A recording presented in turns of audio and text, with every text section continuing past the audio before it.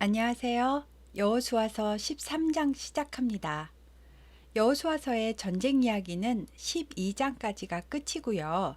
13장에서는 아직 정복하지 못한 땅은 여기 있다라고 땅 이름을 말해주면서 앞으로 이들을 쫓아내고 그 땅을 차지하라고 말씀하십니다. 그리고 가나안 땅을 분배하는데요. 요단 동편 쪽에 이미 세 지파에게 분배한 그 땅의 경계선을 먼저 자세하게 설명하는 것이 13장의 이야기입니다. 14장부터 19장까지는 요단 서편의 땅 분배에 관한 이야기이고요. 여기서도 땅의 경계선을 자세하게 설명합니다. 20장은 도피성에 대해서, 21장은 레위인의 48개 성읍에 대해서 설명하고요. 22장에서는 요단 동편 지파들이 임무를 끝내고 자기 지파 땅으로 돌아가는 이야기입니다. 그리고 23장과 24장에서는 여호수아가 마지막으로 백성들에게 당부 말씀을 하고 죽는 것으로 여호수아서는 다 끝나게 됩니다. 13장 1절에 하나님께서 여호수아에게 말씀하십니다. 여호수아야, 너는 이제 나이가 많아 늙었고 얻을 땅은 아직도 매우 많이 남아 있도다 하시면서 블레셋 지역도 정복을 해야 하고 저기 남쪽 애굽 땅 경계선 앞까지도 다 하나님께서 가나안에게 주려고 했던 땅이니까 여기까지도 다 점령해서 차지하라고 말씀하셨습니다. 가나안 땅 위쪽 북쪽에 레바논 땅과 헬몬산 아랫지역도 다 하나님께서 주신 땅이고 레바논 산맥의 시돈 땅까지도 다 하나님께서 주신 땅이니까 이쪽 땅도 먼저 기업을 분배한 후에 가서 쫓아내고 차지하라고 하셨습니다. 요단 동편의 두 지파 반은 기업 분배를 먼저 했으니까 이 요단 서쪽 지역을 나머지 9지파 반이 나누면 됩니다. 요단 서쪽 편은요. 여호수아와 대제사장 엘르아살 앞에서 각 지파의 족장들이 대표로 나와서 제비를 뽑아서 분배를 했다고 합니다. 레위 지파는 기업을 주지 않고요. 요셉 지파가 에브라임과 므낫세 두 지파로 두 몫을 받게 되는 겁니다. 먼저 지도를 대충 그려놓고 제비를 뽑았을 텐데요. 그 중에서도 헤브론 땅은 해발 1000m나 되는 산지 땅이고 농사짓기도 힘든 땅이고 거인 아낙 자손이 살고 있던 땅이고 해서 아무도 거기는 가고 싶어 하지 않았습니다. 그런데 유다 지파의 대표로 나온 갈렙이 그 땅을 유다 지파에게 달라고 하는 겁니다.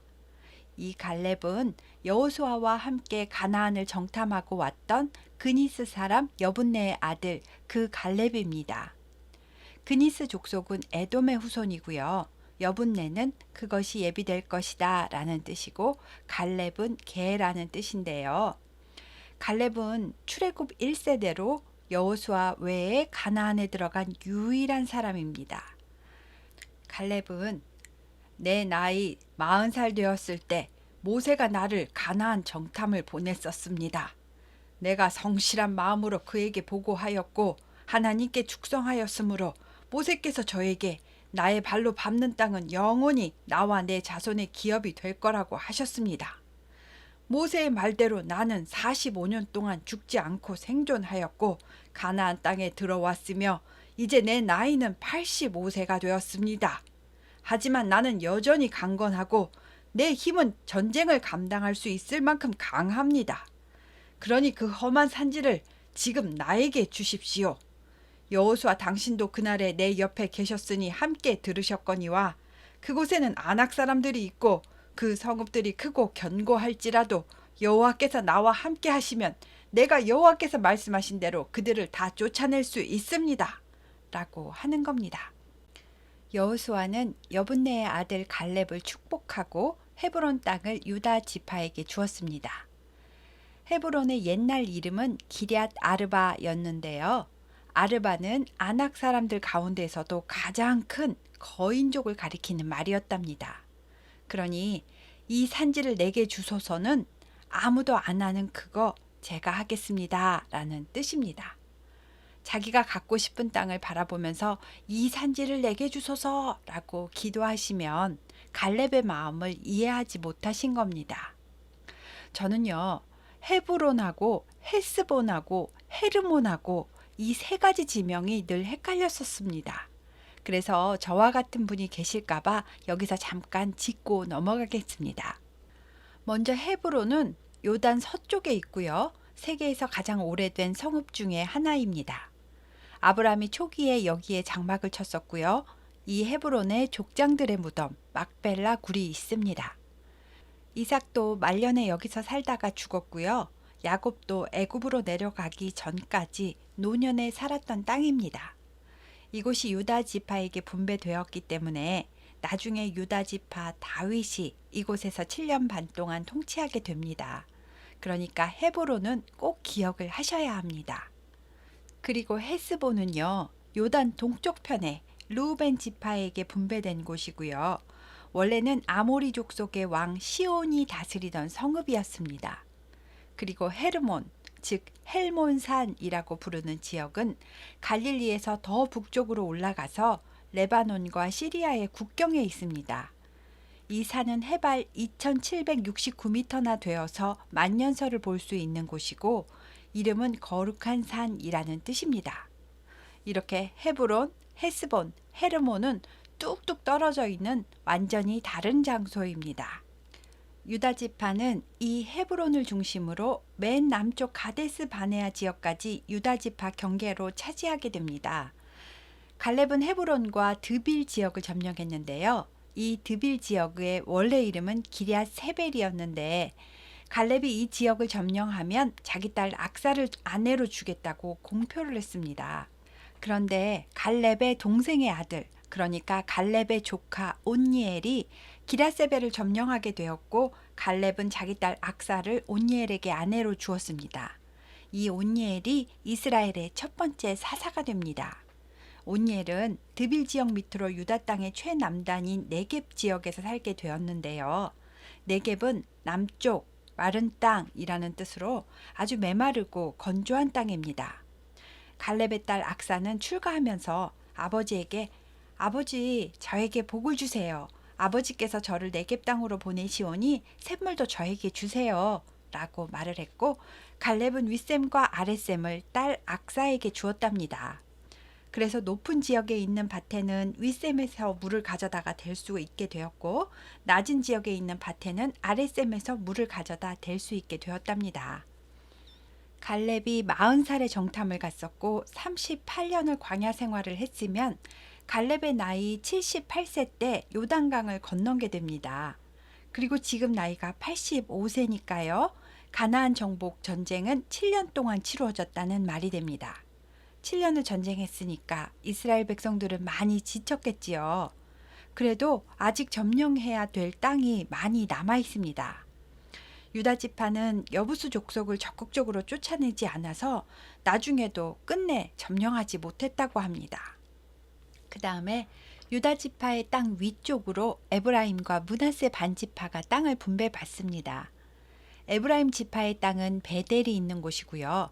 므낫세 반지파가 받은 땅은 샤론 평야가 있고 에발산과 그리심산 그리고 세겜에 있는 아주 좋은 지역입니다. 하지만 므낫세 지파도 자기 땅 안에 있는 가나안 원주민들을 완전히 몰아내지 못했답니다. 그런데 이 요셉 자손 그러니까 에브라임과 므낫세 지파가 여호수아에게 나와서 자기네가 분배받은 땅이 너무 좁다고 하면서 성읍을 더 달라고 하는 겁니다. 여호수아는 당신들의 산지에 있는 브리스 족속과 르바임 족속의 땅에 올라가서 너네가 전쟁을 하고 스스로 개척을 해라 하고 말했습니다. 남들이 기피했던 험한 땅에 제가 가겠습니다 라고 했던 유다 지파의 갈렙과는 달리 좋은 토지를 분배받았음에도 불평을 하고 더 달라고 욕심을 내는 모습에서 유다 지파와 대조적인 모습을 보이고 있습니다. 이제 땅을 분배받지 못한 지파는 7지파가 남았습니다. 이스라엘 자손은 길갈 진영에서 실로라는 곳으로 이동을 해서 회막을 세웠습니다. 주전 1406년 1월에 요단강을 건너서 길갈에 진을 쳤고 성막을 세웠고 7년 동안은 정복 전쟁을 했으니까요. 주전 1400년에 이스라엘 백성들은 길갈에서 약 32km 떨어진 이 실로에 모여서 성막을 세운 겁니다. 실로는 예루살렘과 베델 바로 위쪽에 있는데요. 위치가 가나안의 중심에 있고 사마리아 산지에 비옥한 평원을 끼고 있어서 성막을 세우고 수도로 사용하기에 적합한 곳이었습니다. 성막의 위치는 나중에 블레셋에게 법궤를 빼앗기기 전까지 298년 동안 계속 이 실로에 있게 된다는 것도 알아두시고요. 실로는 안식을 주는 자라는 뜻을 가지고 있고 에브라임 지파의 땅 안에 있습니다. 나머지 7지파는 아직 땅을 분배받지 못했는데 여호수아는 각 지파에서 3사람씩을 선정을 해서 북쪽 땅에 가서 어디가 경계인지 성읍이 어디에 몇 개가 있는지 다 조사를 하고 지도를 그려 가지고 오라고 보냅니다. 그리고 그 땅을 7부분으로 나눠서 제비를 뽑고 나머지 지파의 땅 위치를 정했습니다. 가나안의 주요 도시들은 잘 알고 있었겠지만 저 북쪽의 구석구석까지는 가보지를 않아서 잘 모르니까요. 이렇게 다니면서 지형은 어떤지 성읍이 몇 개인지 경계를 다 그려오라고 지시한 것 같습니다. 위치는 제비를 뽑아서 먼저 정하고 성읍은 인구수대로 수가 많으면 성읍을 더 주는 방식으로 경계를 정한 것 같습니다. 이렇게 첫 번째로 제비를 뽑은 베냐민 지파는 유다 지파와 에브라임 지파의 중간 땅에 베델 바로 밑에 지역인 예루살렘, 기브온, 여리고, 길갈 지역을 갖게 되었습니다. 성읍은 14개 성읍을 받았습니다. 이곳은 주요 도로에 위치하고 있기 때문에 분쟁도 많은 지역이지만 중요한 성읍들이 있는 곳입니다. 둘째로 제비를 뽑은 시므온 지파는요. 유다 지파의 기업 안에 있는 땅을 나눠서 분배받습니다. 시므온 지파는 22,000명밖에 안 돼서 가장 넓은 지역을 받은 유다 지파 땅 안에 남쪽으로 나눠서 분배를 받습니다. 이곳은 대부분 네겝 광야고요. 성읍은 18개를 받았지만 그 중에 몇 개 성읍만 지중해 쪽의 쉐펠라 평원에 있고 나머지는 광야에 있는 작은 성읍들입니다. 세 번째로 제비를 뽑은 스불론 지파는요. 갈릴리 호수 있는 곳까지 쭉 올라가서 나사렛을 포함한 갈릴리 산지 땅을 받았습니다. 19장 15절에 나오는 성읍 이름 중에 베들레헴이 나오는데요. 이곳은 예수님이 태어나신 예루살렘 밑에 있는 그 베들레헴이 아니고 이름만 똑같다는 것도 알아두시고요. 스불론 지파는 총 12개의 성읍을 받았습니다. 성경의 성읍과 그 마을들을 받았다라는 표현은 성읍 바깥에 있는 들판에서 밭농사를 하는 사람들이 생활 편의상 성 바깥에 살면서 마을을 형성했는데 그 마을도 포함해서 분배받았다는 말입니다. 네 번째로 제비를 뽑은 이사갈 지파는요. 므낫세 반지파 위쪽에 갈릴리 호수와 요단강 줄기 쪽에 있는 이스라엘 평원 지역을 분배받았습니다. 이곳은 땅이 비옥하고 농사가 잘 되는 땅이라서 이스라엘 농산물의 많은 분량이 이곳에서 생산되게 됩니다. 이사갈 지파는 총 16개의 성읍을 받았습니다.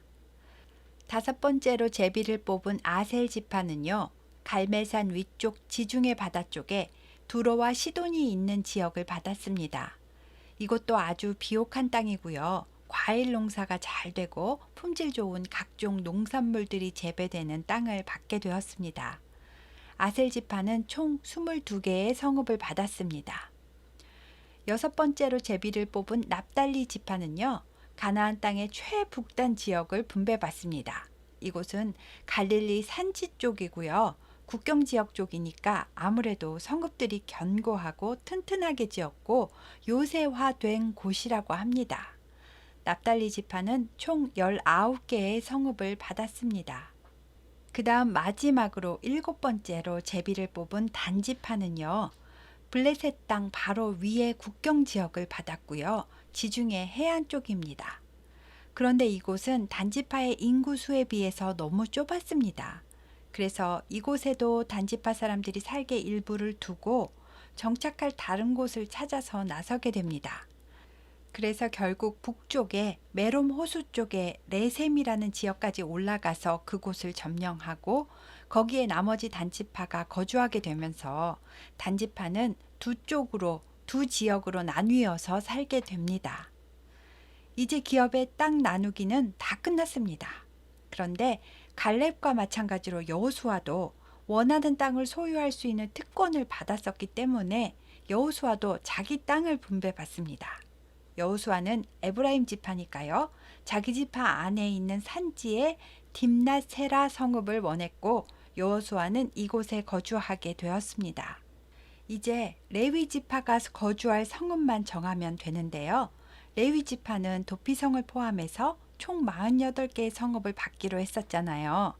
그래서 먼저 도피성부터 정하는데 요단 동편의 3개는 전에 정했었고 요단 서편에는 게데스, 세겜, 헤브론 이 세 성읍으로 도피성이 결정됩니다.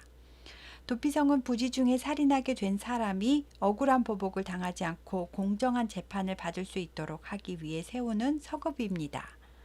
요단 동편 쪽에는 베셀, 길랄 라못, 골란 이 세 성읍이 도피성입니다.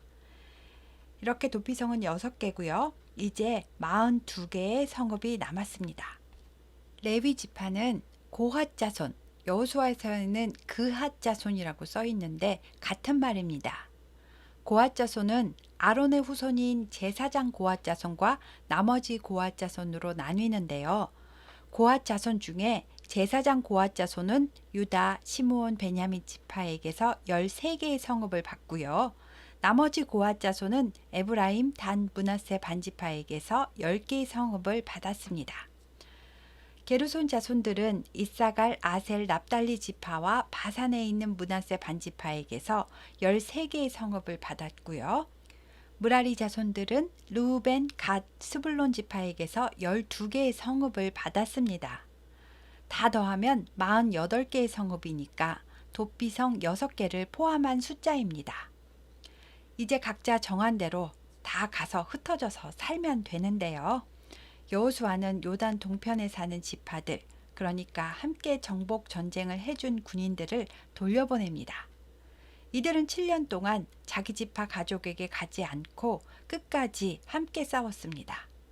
르우벤, 갓, 므낫세 반지파는 모세의 축복을 받고 자기 집으로 요단강을 건너서 돌아갔습니다.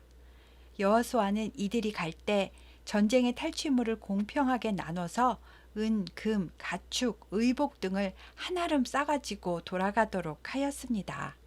그런데 르우벤 자손과 므낫세 반지파가 가나안 땅 요단 언덕 있는 데서 요단강가에 큰 제단을 하나 만들었습니다. 이것이 실로에 있는 성막에 보고가 되었고 이스라엘 자손은 대제사장 엘르아살의 아들 비느하스를 길르앗 땅으로 보내서 르우벤 자손과 갓 자손과 므낫세 반지파를 만나보고 왜 제단을 만들었는지 자초지종을 듣게 하였습니다. 요단 서편 쪽에 있는 이스라엘 각 지파에서 천부장 1명씩 10명의 지도자들도 비느하스와 함께 갔는데요. 르우벤 자손과 갓 자손과 므낫세 반지파가 아이고 아닙니다. 이 제단은 우상 숭배하려는 제단이 아닙니다. 우리도 이스라엘 백성임을 우리 후손에게 알게 하려고 상징적으로 이 제단을 만들었습니다. 이스라엘 12지파 중에 우리만 강 건너에 뚝 떨어져서 살고 있으니까요. 우리도 요단강을 건너가서 7년 동안 함께 싸웠고 우리도 실로에 계신 하나님께 나아가서 예배하는 요단 서쪽 편과 같은 이스라엘 백성임을 우리 후손들에게 우리의 정체성을 가르치기 위해서 상징적인 증거물로 세운 제단입니다.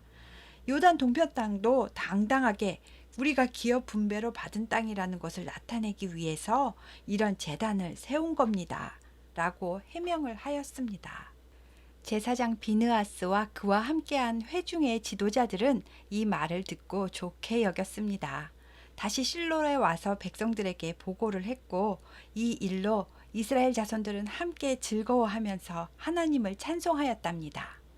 르우벤 자손과 갓 자손이 그 제단을 엣이라고 불렀는데요.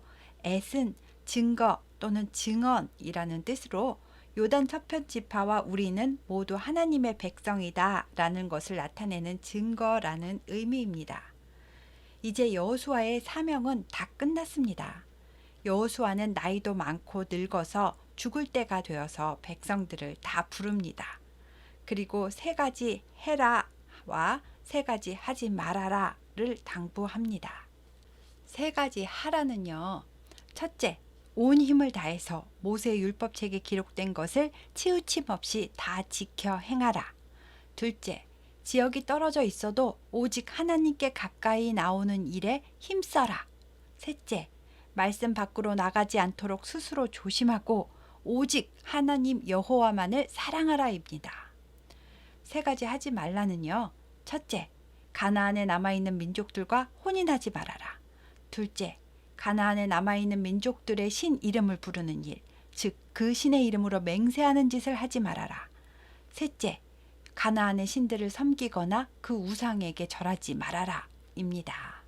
만약 이것을 어기고 가나안의 우상을 받아들이면 하나님께서 다시는 이 남은 민족들을 쫓아내 주지 않으실 거라고 하면서 이것이 스스로 올무가 되고 덫이 되어서 옆구리에 채찍처럼 눈에 가시처럼 고통을 당하게 되고 마침내 이 아름다운 땅에서 멸망하게 될 거라고 경고했습니다. 여호수아는 하나님께서 지금까지 하신 모든 선한 말씀이 이루어진 것처럼 모든 불길한 저주의 말씀도 그대로 성취될 거니까 명심하고 깨어 있으라고 당부하였습니다. 그리고 얼마 뒤 여호수아는 이스라엘의 모든 지파를 세겜으로 부릅니다. 그리고 하나님께서 이와 같이 말씀하셨다라고 하며 아브라함 때부터 지금까지 모든 출애굽과 가나안 입성의 여정들을 회고하면서 설명하면서 이 모든 것이 하나님께서 하신 일임을 분명히 합니다. 24장을 보면 내가 하면서 설명을 하는데요. 이 내가는 여호수아가 아니고 하나님입니다. 하나님께서 이것도 내가 했다. 저것도 내가 한 거다 라고 말씀하시는 겁니다. 그리고 이제는 하나님만 경외하고 온전하고 진실하게 하나님만 섬기라고 강조하며 당부했습니다. 백성들은 우리는 결단코 여호와를 버리고 다른 신들을 섬기지 않을 겁니다. 하나님은 우리의 하나님이십니다. 라고 대답했습니다. 여호수아가 너희가 능히 하나님만 섬기지 못할 것이다.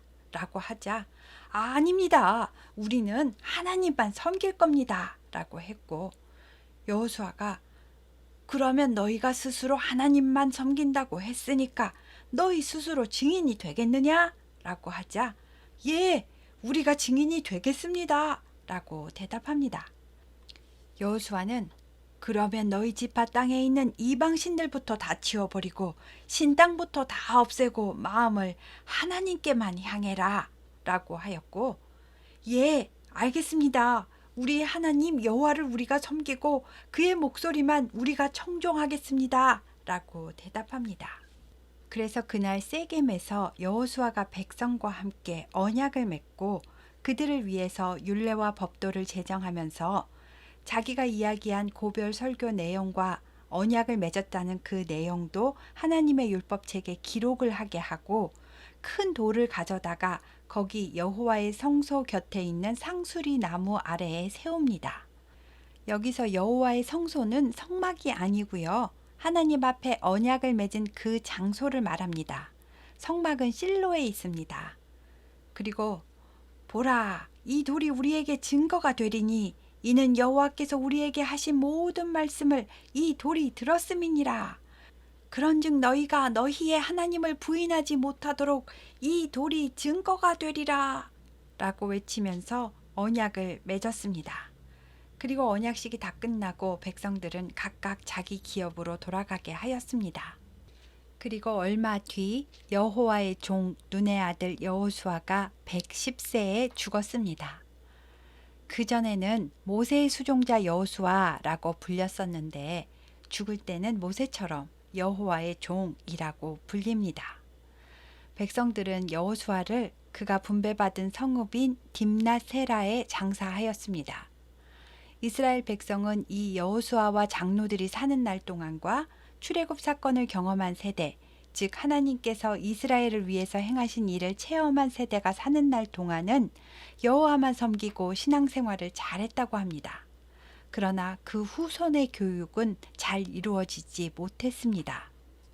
이스라엘 자손은 애굽에서 가져온 요셉의 뼈를 세겜에 장사했습니다. 이곳은 야곱이 베크시타를 주고 세겜의 아버지 하몰의 자손들에게서 산 밭이 있는 곳이었고, 세겜이 요셉 아들 므낫세 지파의 기업이 되었기 때문에 애굽에서 가져온 요셉의 뼈를 세겜에 장사한 것입니다. 그리고 아론의 아들 대제사장 엘르아살도 죽었습니다. 성막이 있는 실로가 에브라임 지파 땅 안에 있으니까 엘르아살 아들 비느하스가 에브라임 산지에서 산을 하나 받아서 아버지를 장사하였답니다. 그리고 비느하스가 대제사장이 됩니다. 여기가 24장까지 여호수아서의 끝입니다. 모세도 여호수아도 그의 자녀나 가족들이 어디를 기업으로 받았다거나 어느 자리에 앉았다라는 이야기는 한마디도 없습니다. 여호수아의 후손은 누군지도 모릅니다. 그냥 하나님께 받은 임무를 성실히 수행하는 것이 끝입니다. 대제사장도 그냥 평생을 성전에서 봉사하다가 산에 묻히면 끝입니다. 그 산도 자기 땅이 아니고 에브라임 지파에게 가서 매장지로 허락받은 산입니다. 물론 하나님께서 사역자의 가정도 지키시고 돌보셨겠지만요. 노후에 평안히 부귀영화를 누리면서 자자손손 잘 살았더라로 이야기가 끝나는 것이 아니고, 모든 리더들은 맡은 임무를 완수하기 위해서 끝까지 수고하는 모습을 보입니다. 유언도 온 힘을 다해서 여호와를 사랑하고 말씀을 힘써 지켜라 입니다. 저는 족장들과 리더의 죽음을 회고하면서 사는 일에 너무 애쓰고 힘쓰다가 어느 날 갑자기 죽음을 만나는 삶은 살지 말아야겠다고 생각했습니다. 정말로 하루하루 첫날이고 마지막 날인 것처럼 말씀대로 잘 살다가 잘 죽어야겠다라는 생각을 했습니다. 지금까지 여호수아서 들어주셔서 감사합니다.